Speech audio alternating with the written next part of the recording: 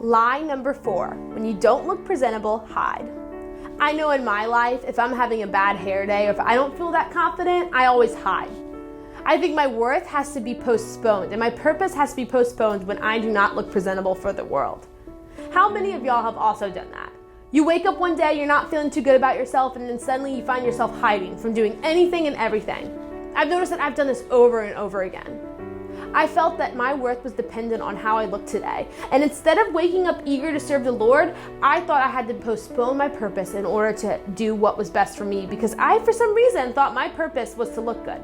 That my purpose was to please people and to look pretty and to always pretend that I had it all together. However, being a Christian isn't pretending to have it all together. In fact, it should be the opposite. Being a Christian is admitting that you are struggling, that yes, you have bad hair days, and yes, you have days when you don't feel that great, but at the same time, God can still use you. Because yes, we are broken people, but God calls us to something so much more. And yes, we are struggling, but God gives us the opportunity to follow Jesus and to accept Him, and through the struggle, we find strength. And so even though it is so easy to think that we have to hide when we don't feel good about ourselves, that is not your purpose. And my goal for you in this discussion is I want you to also talk to your neighbor about times in your life when you thought you weren't presentable for the world.